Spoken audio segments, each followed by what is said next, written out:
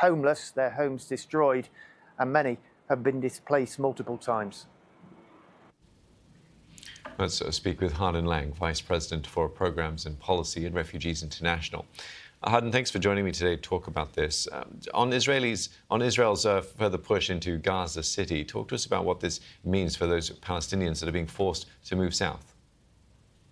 Certainly. Thanks for having me. I think it's probably worthwhile stepping back for a second and noting that we are approaching the 1-month anniversary of the declaration of famine in Gaza City and the immediate environs. And, the declaration of famine by the Famine Review Committee is perhaps the loudest alarm bell that the humanitarian community has to ring. And once that's been done, we know what is required to happen. It's a massive humanitarian response. It's complex and across all major sectors of humanitarian relief, involving very sort of specific and technical interventions to feed children who are malnourished, lactating mothers who are malnourished. And what we've seen instead is an invasion of the famine zone.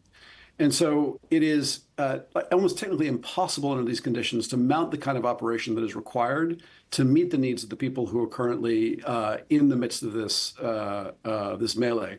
And so what you've seen is an attempt by tens of thousands to leave Gaza City. Our understanding is in the last week or so, there's about 55,000 who are attempting to make their way south. But the conditions under which they are operating are just horrific. These are people who have been displaced multiple times. Many of them are close to famine or starvation, and they are now trying to make their way, often on foot, for 20 kilometers, moving south, with very little sort of conditions to facilitate that travel. And then when they get to the areas where they've been told to go, there are almost no reception facilities or no conditions to receive them that would be adequate. So it's quite a challenging situation that they're facing. It certainly is. And what awaits them in the south? I mean, Israel seems to want them all to be in one specific area at the south end of Gaza. But once they're there, I mean, the sheer numbers are going to be overwhelming, aren't they? I mean, they're already quite difficult in the zone where they're headed. Like in the humanitarian zone, sort of along in the south of Gaza, is already overwhelmed. It's over. There are very, very few services to meet the needs of the people who are there. And the idea now that we're going to pack tens of thousands, if not hundreds of thousands of additional Gazans into that territory, it's just deeply inhumane. So you have to ask the question, like, why is this happening, and what is the objective of this military campaign, when the thing that needs to be happening more than anything is to allow a humanitarian operation to take place to actually get to the most vulnerable people. In fact, the most vulnerable may not be able to move and make their way south to this area, this humanitarian zone. So the top priority at this moment needs to be a famine relief operation rather than a major military offensive. Now, the UNSC ceasefire resolution was vetoed by the US. That included aid being allowed into Gaza.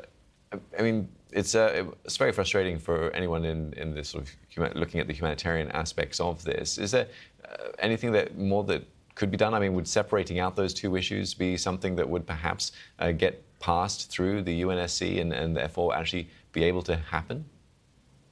I mean, I think the most important thing we can do right now is to get some components of a ceasefire in place to sort of establish the conditions that we saw, that existed basically between November of 2024 and March of 2025 before the ceasefire was walked away from. During that period of time, a tremendous amount of aid actually made its way in and was able to be distributed to the most vulnerable populations.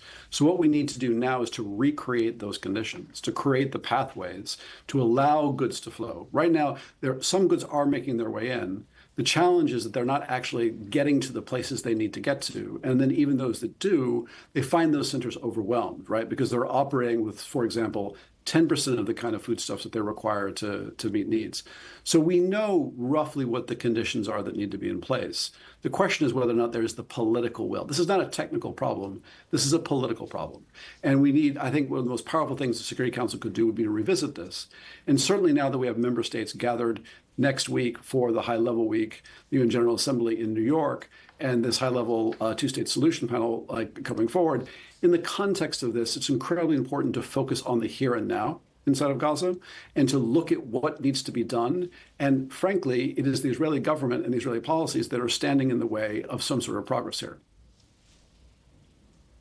Hardin, thanks very much for your thoughts. Really appreciate your perspectives. Hardin Lang, Vice President for Programs and Policy at Refugees International.